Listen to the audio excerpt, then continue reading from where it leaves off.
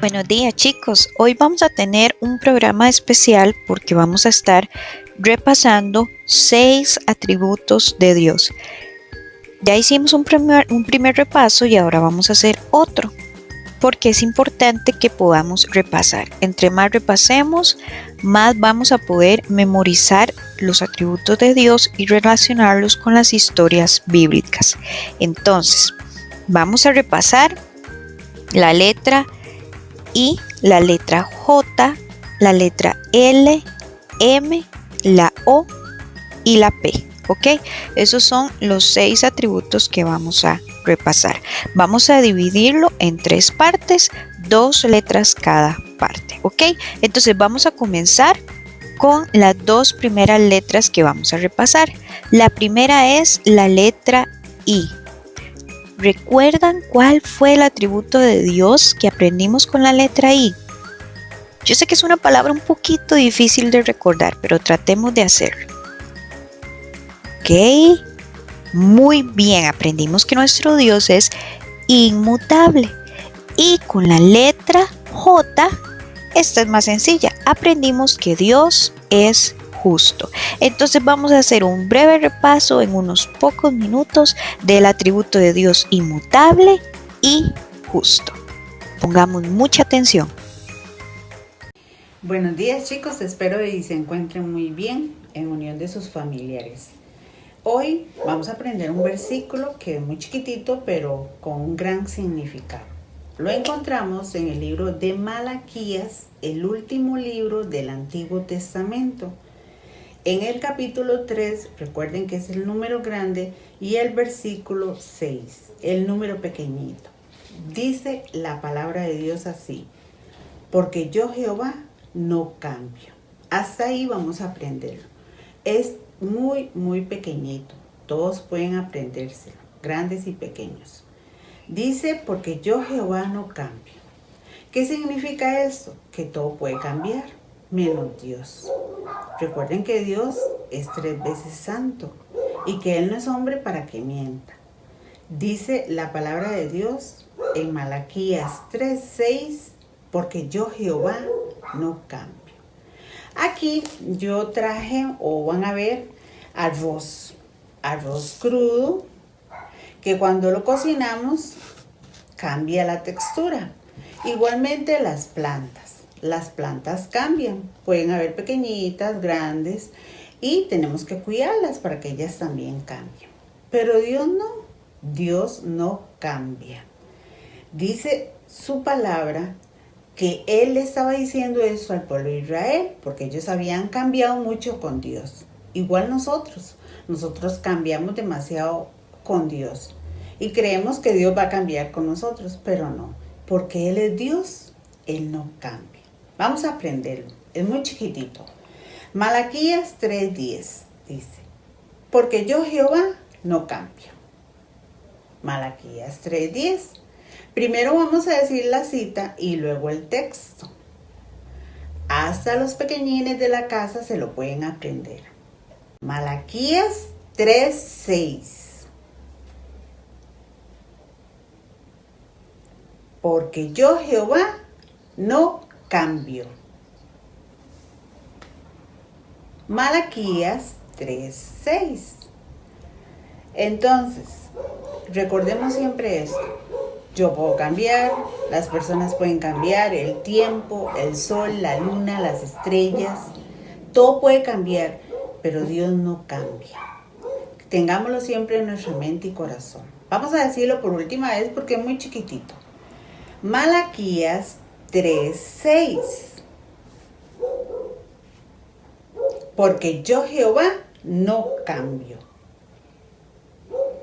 Malaquías 3:6. Pequeñito, ¿verdad? Bueno chicos, un gusto haberles enseñado este pequeño versículo de la Biblia, pero con un gran significado. Espero que estén bien, cuídense mucho y estemos orando unos por otros por todo lo que está pasando en nuestro país, para que pronto podamos estar todos juntos. Historias de la Biblia. Jesús es tentado. Este es Jesús, quien es el Hijo de Dios y el Salvador del mundo. Jesús nació en Belén y creció en Nazaret, donde creció en sabiduría y favor para con Dios y los hombres. Oh, I see. Jesús fue bautizado por Juan, y Dios le mostró a Juan que Jesús era el elegido.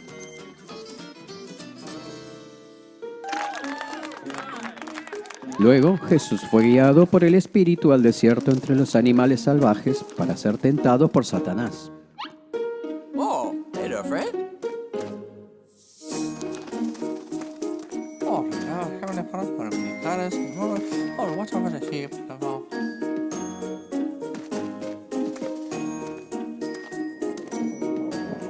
Durante 40 días y 40 noches Jesús no comió nada, así que tenía hambre. Satanás vino a él y le dijo: si eres el Hijo de Dios, dile a estas piedras que se conviertan en pan.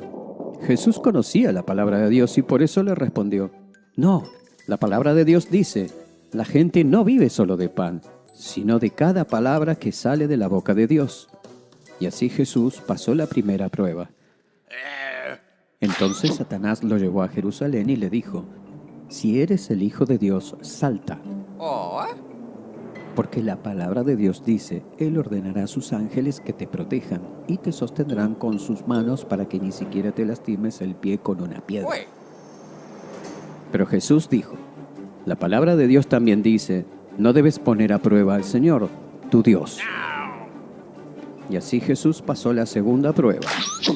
Entonces Satanás lo llevó a la cima de una montaña alta y le mostró todos los reinos del mundo y toda su gloria. Satanás dijo, te lo daré todo si te arrodillas y me adoras. Pero Jesús dijo, sal de aquí, Satanás, porque la palabra de Dios dice, debes adorar al Señor tu Dios y solo servirle a Él. Entonces Satanás se fue y vinieron los ángeles y cuidaron de Jesús. Y así Jesús pasó la tercera y última prueba porque conocía la palabra de Dios.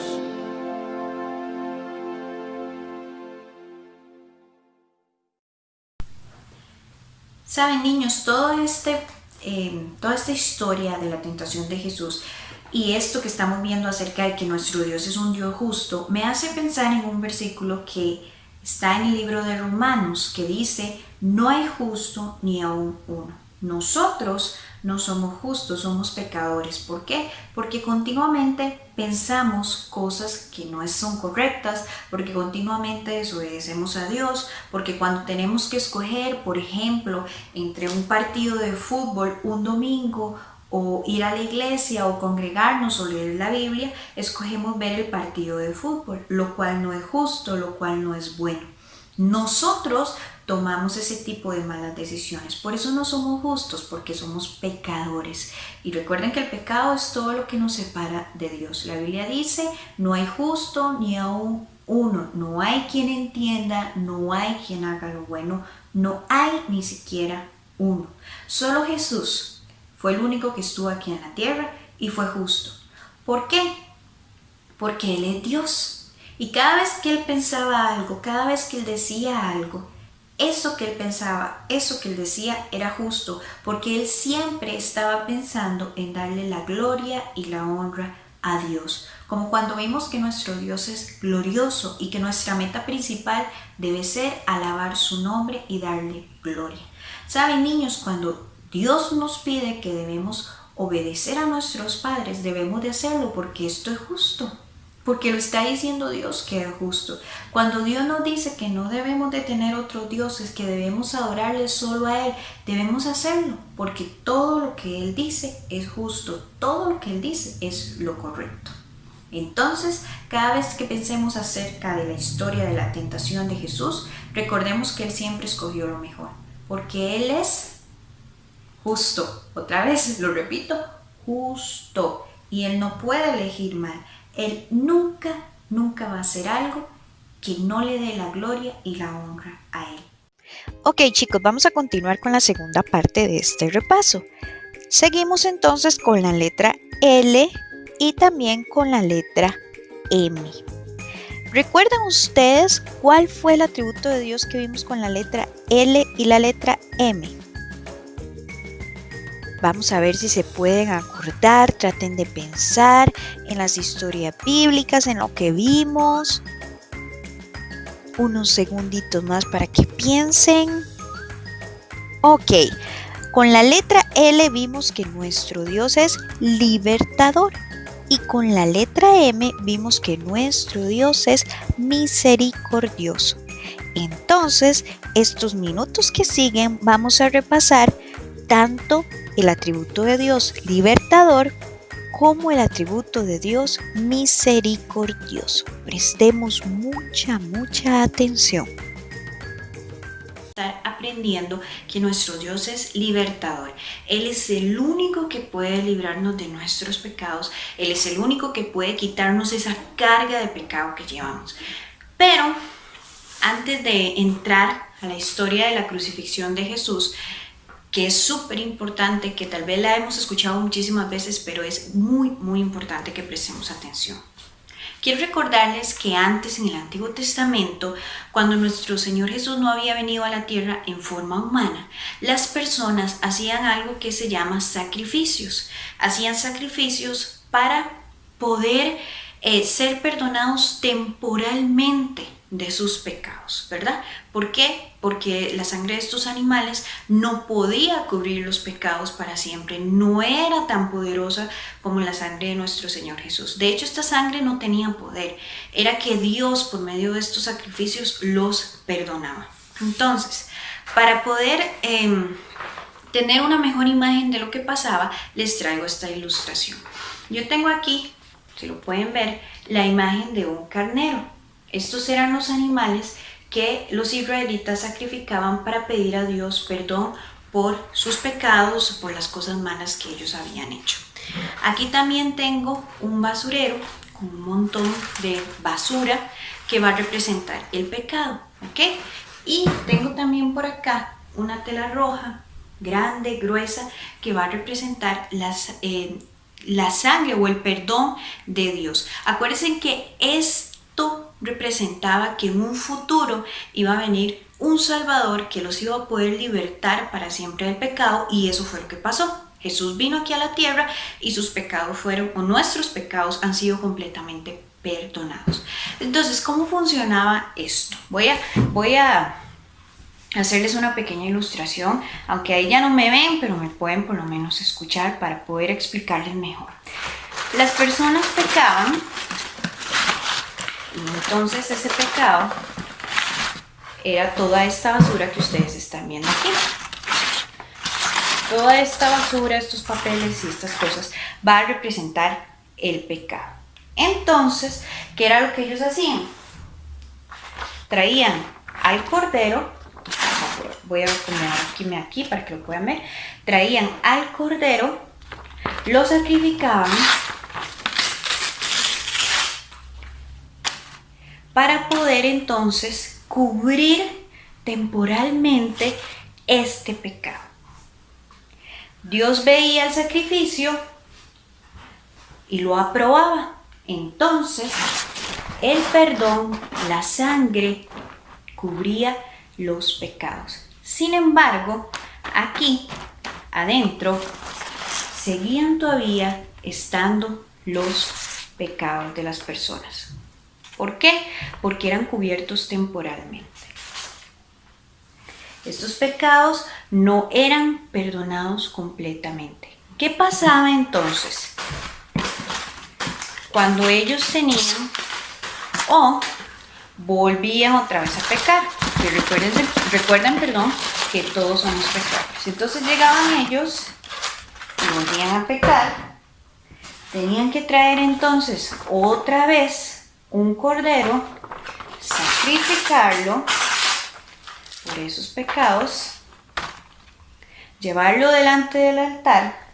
Dios veía esto y con esta tela vamos a representar que estos pecados eran cubiertos por la sangre de este cordero. Y así sucesivamente esto iba a pasar.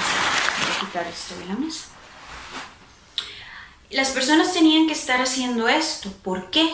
porque no había una solución, porque la sangre de estos animales, que por cierto probablemente a ellos tal vez ni les gustaba tener que estar matando corderos, pero tenían que hacerlo para poder entonces ser sus pecados perdonados. Pero volvemos al mismo punto, chicos, eso era algo temporal.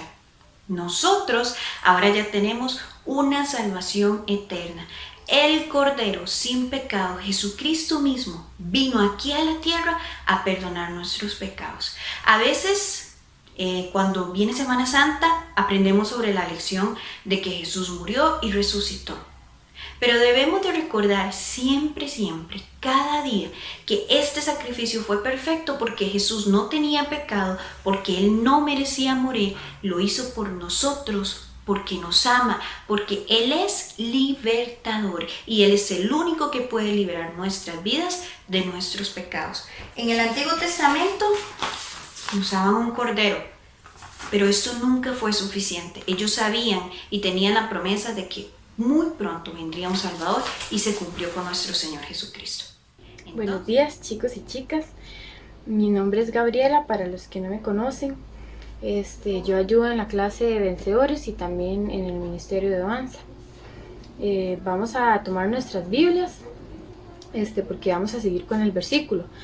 Recordemos que estamos con la palabra misericordioso, ¿verdad? Ya vamos por la letra M y el versículo es muy relacionado a la palabra. Entonces vamos a ir a Salmos 145, versículo 8. ¿Okay? De igual forma yo se los voy a poner aquí, pero siempre es importante que ustedes lo vean de la Biblia. Dice así Salmo 145, 8. Clemente y misericordioso es Jehová, lento para la ira y grande en misericordia. ¿Okay? Voy a decirlo una vez más. Salmo 145, 8. Clemente y misericordioso es Jehová, lento para la ira y grande en misericordia. Ahora bien, ¿qué significa ese versículo? ¿Verdad? Es importante conocerlo, qué significa, para que nos quede verdad en nuestros corazones y poder aplicarlo a nuestras vidas. Bueno, ¿qué es clemente? Clemente lo podemos relacionar mucho a la palabra o a una persona, ¿verdad? Ser clemente, ser una persona bondadosa, una persona buena, con amor, ¿verdad? Y de ahí también podemos tomar la palabra misericordia, que misericordia quiere decir cuando yo o cuando alguien, en este caso Dios, ¿verdad? Nos ayudó, nos dio algo, aunque nosotros no lo merecíamos, ¿verdad? Porque por las cosas malas que hemos hecho, ¿verdad? Por todo el pecado que a Él le desagrada. Entonces, eso es misericordia. Cristo vino aquí, murió por nuestros pecados, aunque nosotros no merecíamos ese regalo, ¿ok? Merecíamos más bien nosotros estar ahí en una cruz, merecíamos lo peor, merecíamos un fuerte castigo, y Dios tuvo misericordia con nosotros. Dice que es lento para la ira. ¿Qué quiere decir que es lento para la ira? Bueno, que Él dice, bueno, a pesar de eso que usted hizo, le voy a dar una oportunidad más, ¿verdad? Voy a mostrar mi amor con usted, a pesar de que muchas veces seguimos cometiendo errores aún como hijos de Dios. Y por eso Él no muestra su ira como realmente lo merecemos, ¿ok? Porque dice que es grande en misericordia. Entonces vamos a leerlo una vez más y después ustedes lo van a repetir. Dice así: Salmo 145, 8. Clemente y misericordioso es Jehová, lento para la ira y grande en misericordia. Salmo 145, 8. ¿Ok? Una vez más, y también le pueden decir ahí a sus papás que se lo tomen, por favor, para que ya ustedes lo tengan aquí. Dice así, Salmo 145, 8. Clemente y misericordioso es Jehová, lento para la ira y grande en misericordia. ¿Ok? Creo que estamos listos. Muchas gracias. Y bueno, ya hemos llegado a la última parte de este repaso. Entonces, en esta última parte vamos a repasar la letra O y la letra P. La letra O y la letra P. ¿Recuerdan cuáles fueron los atributos de Dios que vimos con estas dos letras? El de la letra O es un poquito más difícil porque no es una palabra que usamos comúnmente. Pero con la letra O vimos que nuestro Dios es omnipresente. Esto quiere decir que Él está en todo lugar, omnipresente.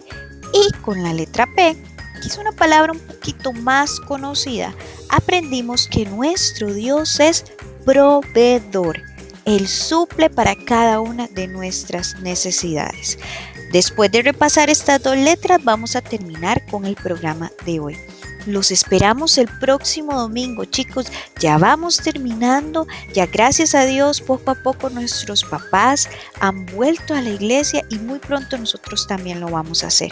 Por el momento, sigamos fieles, sigamos viendo estos programas y recuerden decirles a sus papás que les impriman el trabajo manual. Nos vemos pronto, chicos. Hasta luego. Ved y conseguid corderos para vuestras familias y sacrificadlos para la Pascua. Tomad luego un manojo de hisopo, mojadlo en la sangre y untad el dintel de vuestras puertas. Cuando vea la sangre pasaré de largo. Esta es la Pascua del Señor. Ninguno de vosotros salga de las puertas de su casa hasta la mañana.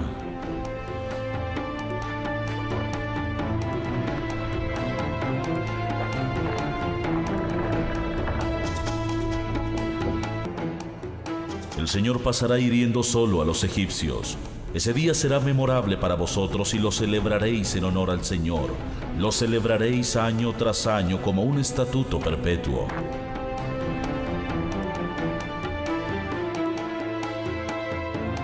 En el día 10 de este mes, cada uno de vosotros tomará un cordero para su propia familia, un cordero para su hogar. Si la familia fuere demasiado pequeña para consumir un cordero completo, entonces la familia y sus vecinos inmediatos tomarán uno, según el número de las personas. Conforme al comer de cada hombre haréis la cuenta sobre el cordero. El cordero será macho de 1 año, sin defecto. Lo podéis tomar también de las cabras. Lo guardaréis hasta el día 14 de este mes, y lo inmolará toda la congregación del pueblo de Israel cuando caiga el sol. Y aquella noche comeréis la carne del cordero asada al fuego, acompañada con panes sin levadura y hierbas amargas. No comeréis esta carne cruda, ni cocida en agua, sino asada al fuego, con cabeza, extremidades y entrañas. ¿Y qué sucederá? La palabra de Jehová se cumplirá. ¿Ah?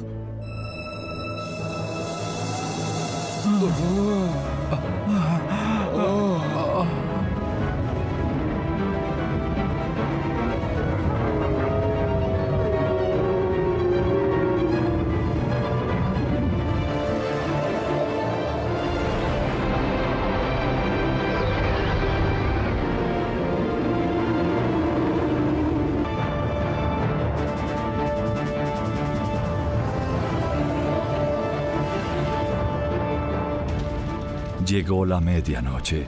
El ángel de la muerte mató a todos los primogénitos en la tierra de Egipto, los primogénitos de los más adinerados y de los más pobres y todo primogénito de las bestias también. Egipto quedó enlutado. Es el viento.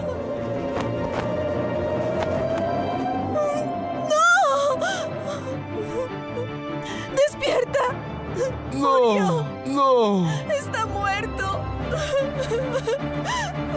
¡Anubis, devuélvenos a nuestro hijo! El viento portador de infortunio se llevó las almas de los primogénitos egipcios muertos.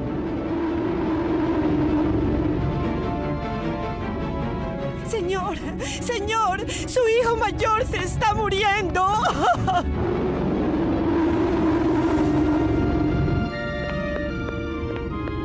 El faraón se levantó rápidamente y corrió a la cama de su hijo. Allá en su habitación encontró a los criados, la corte y la reina que ya habían llegado. Todos lloraban. Angustiado pero con la esperanza en su corazón de que no fuera demasiado tarde, el afligido faraón preguntó: ¿Qué sucedió? ¿Está dormido? No, su alma ya salió de su cuerpo. No puedo luchar contra un dios. Mi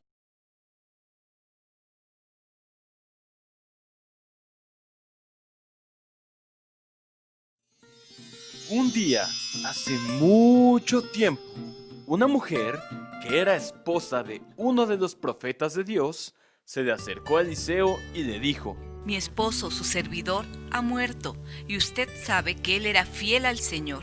Pero resulta que el hombre a quien le debemos dinero ha venido a decirme que para pagarle va a llevarse a mis 2 hijos, como esclavos. ¿Y qué puedo hacer por ti?, le preguntó Eliseo. Dime, ¿qué tienes en casa?, No tengo nada en mi casa, excepto un poco de aceite, contestó la mujer. Eliseo le ordenó: Sal y pide a tus vecinos que te presten sus vasijas. Consigue todas las que puedas. Luego, entra en la casa con tus hijos y cierra la puerta. Echa aceite en todas las vasijas. Después de que Eliseo le dijo a la mujer lo que tenía que hacer, se fue de allí enseguida y siguió las indicaciones que le dio Eliseo. Le pidió a sus vecinos sus vasijas y las llevó a su casa. Ya que había juntado todas las vasijas en su casa, la mujer cerró la puerta y comenzó a llenarlas con el aceite que ella tenía. ¿Y qué crees? El aceite se multiplicaba y no se acababa. Seguían llenando más y más y más y más vasijas. Cuando todas estuvieron llenas, ella le pidió a uno de sus hijos que le pasara otra vasija más. A lo que él le respondió: ¡Ya no hay más vasijas! En ese momento, el aceite se acabó. La mujer fue corriendo a decirle a Eliseo lo que había pasado. A lo que Eliseo le contestó: Ahora ve a vender el aceite y paga tus deudas. Con el dinero que te sobre podrán vivir tú y tus hijos.